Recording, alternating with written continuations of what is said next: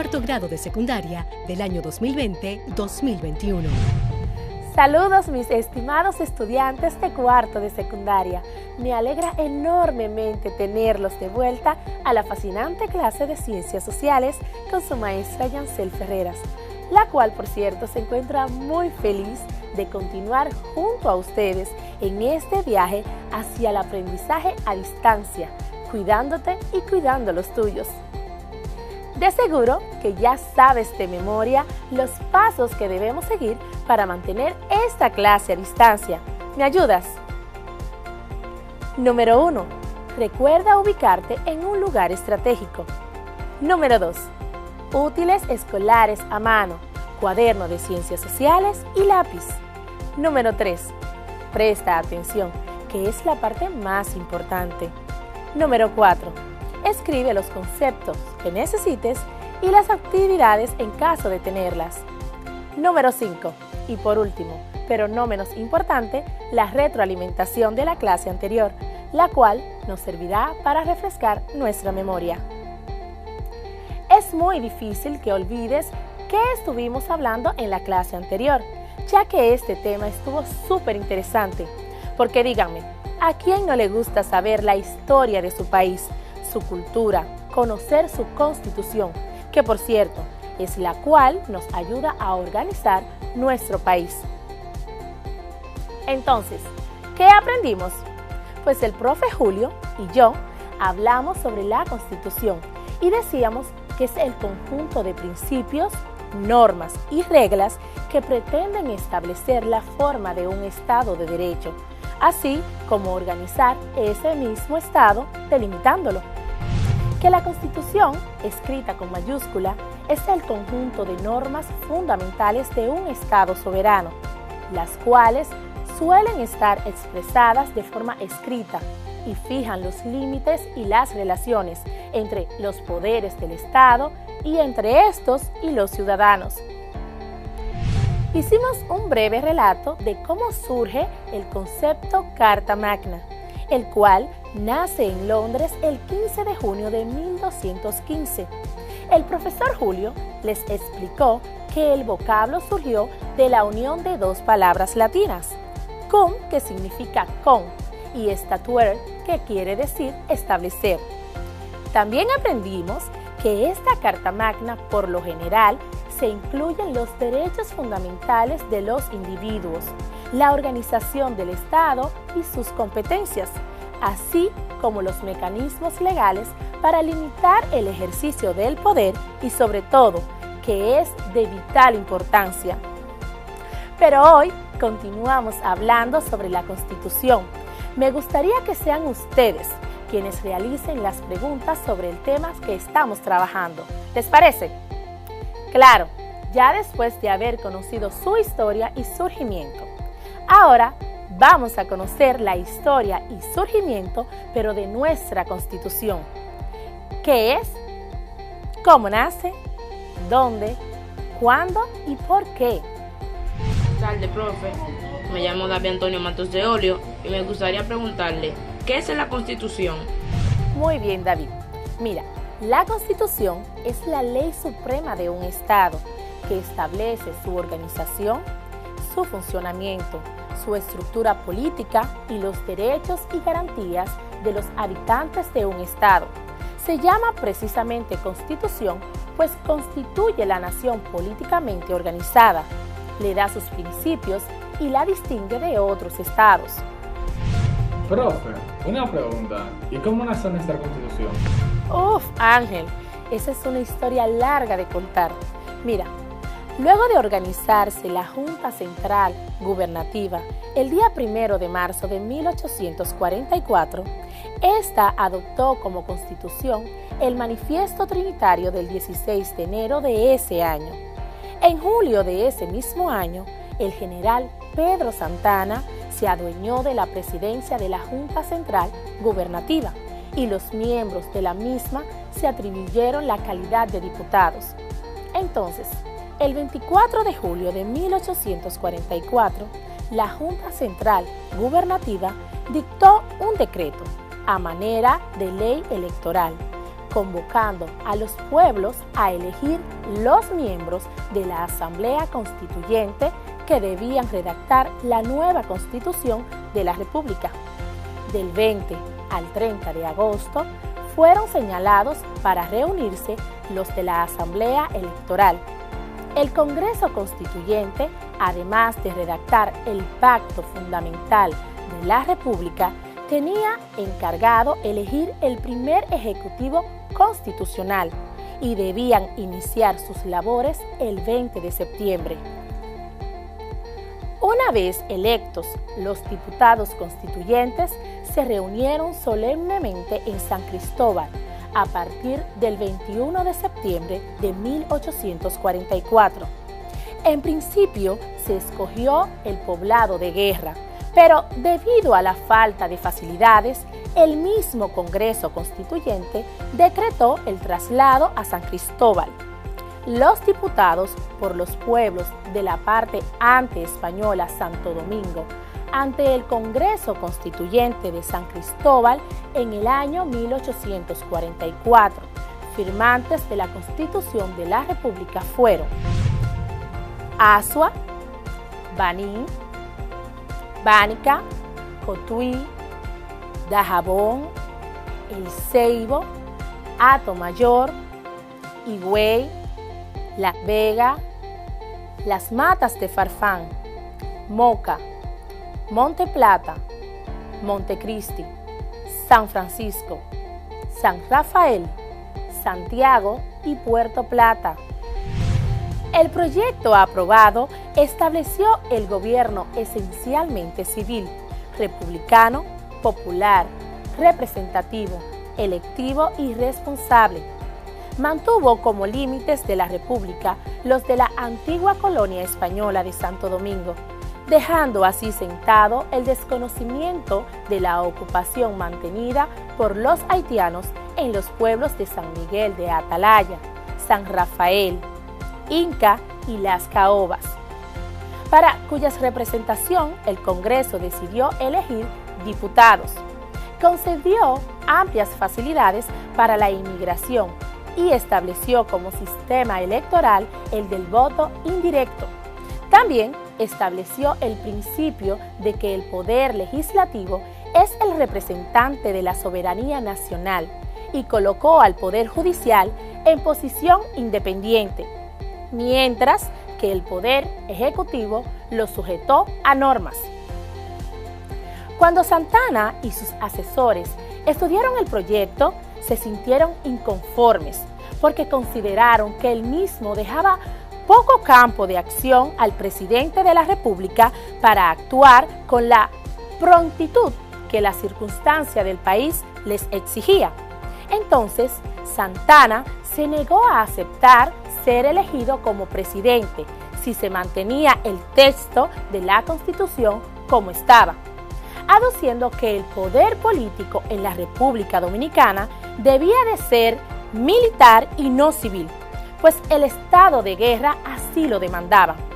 Al principio, los mismos miembros del Congreso Constituyente se mostraron resistentes a aceptar las exigencias de Santana, produciéndose una crisis política que mantuvo una gran tensión entre la Asamblea y la Junta Central Gubernativa, incluyendo movimientos de tropas que llegaron hasta el propio San Cristóbal.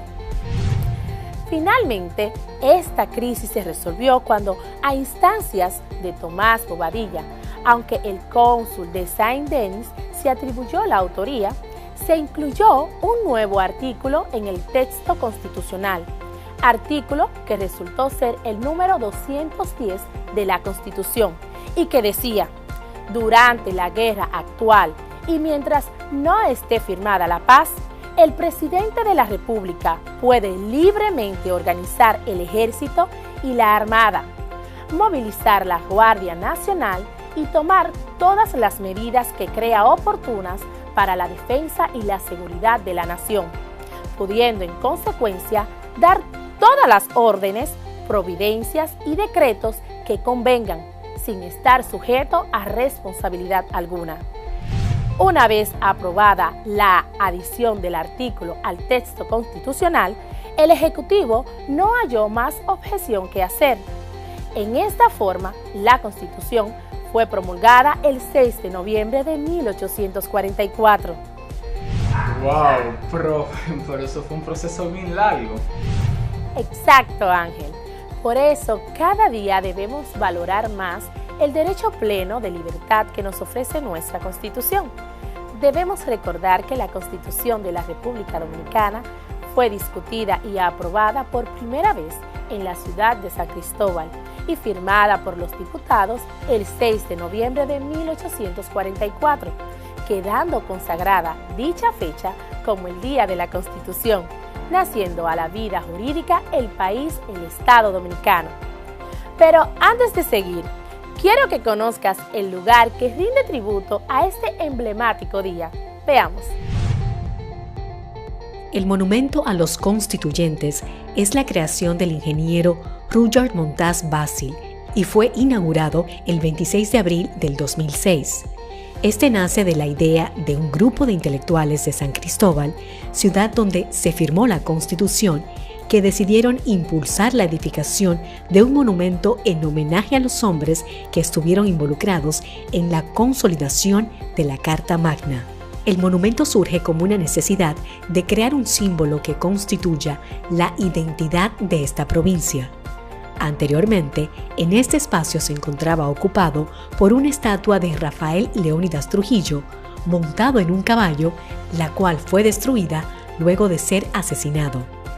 Aunque se cree que la construcción del monumento se inició a partir del 2002 y después de varios encuentros de líderes comunitarios, historiadores y otras personalidades de la provincia, no fue inaugurada hasta el año 2006. Fue levantada en hormigón armado en forma piramidal, dividida en 3 bloques de 11 pirámides que representan los 33 hombres que firmaron nuestra Carta Magna el 6 de noviembre de 1844. La menor está por los 12 metros y la mayor alcanza los 15 metros. Todas están unidas por una viga la cual representa la unidad que tenían los firmantes, los cuales querían transmitir fundamentalmente que esta nueva ley garantizaría los derechos por los que Juan Pablo Duarte y otros líderes patrios lucharon. En las primeras columnas, comenzando desde el centro de la edificación, están escritos los nombres de los constituyentes. En cada bloque del monumento a los constituyentes, talladas en lo alto, se leen 3 frases de Gregorio Luperón, Emilio Rodríguez de Morici y Juan Nepomuceno Tejera, dedicadas a la Carta Magna. Dice: debemos aspirar a que la Constitución no sea preponderantemente un instrumento oficial del uso privativo de los gobiernos, sino catecismo de todo ciudadano. En el centro encierran el logo y símbolo del Ayuntamiento Municipal de San Cristóbal. Fue un monumento importante para todos los habitantes de San Cristóbal, porque a partir de ahí se empieza a mandar un mensaje de respeto a la Constitución, pero también de gratitud y honra a los hombres que la impulsaron. La Constitución se firmó frente al ayuntamiento donde está el Parque de los Vagos, o Parque 6 de Noviembre. Allí estaba la casa de José María Cabral y Luna, uno de los hombres más influyentes de la provincia en esa época, y la prestaron para eso. Cabral y Luna fue el primer presidente dominicano elegido por sufragio universal masculino. Profesora Yancel, ¿y de dónde nacen entonces los principios de nuestra Constitución?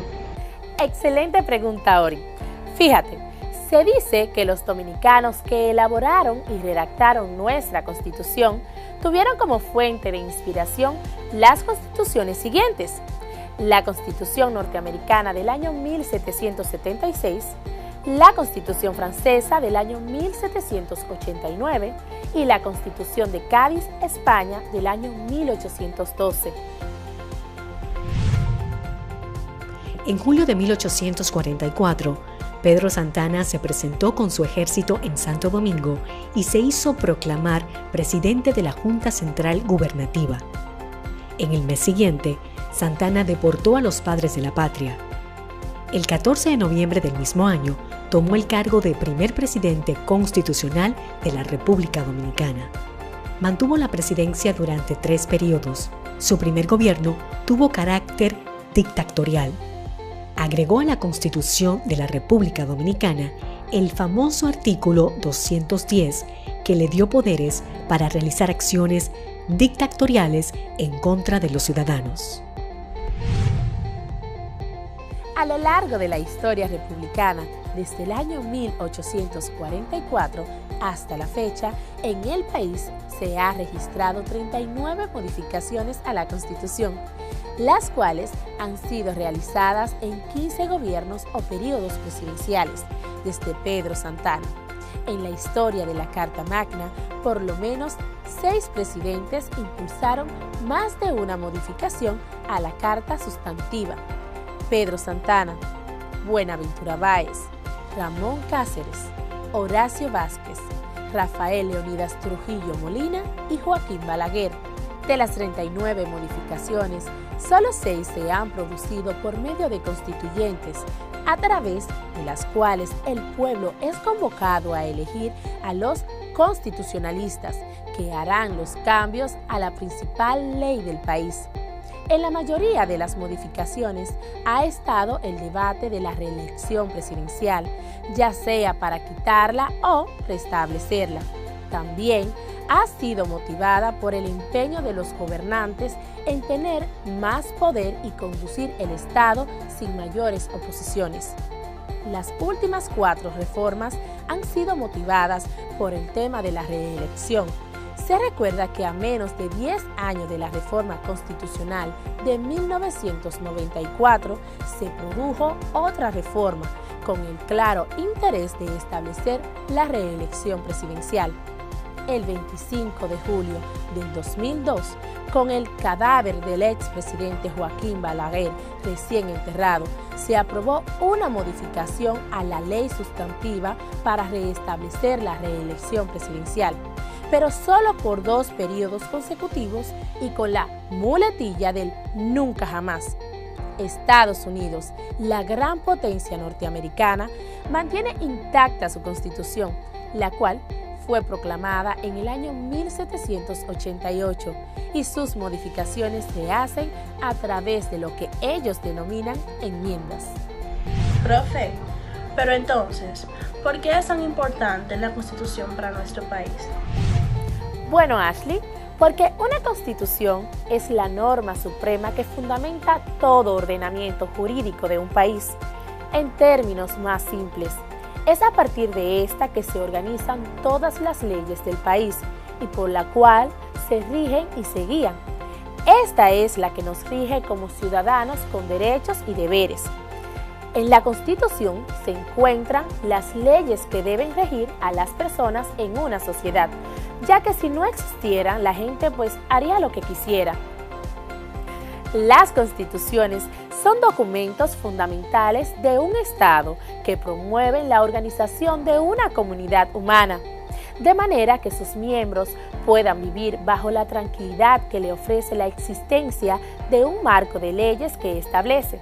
Así, proclame y garantice el ejercicio pleno de los derechos necesarios de los individuos que integran dicha comunidad y que por el otro organice los poderes y órdenes del gobierno bajo los principios de autonomía, división y control recíproco.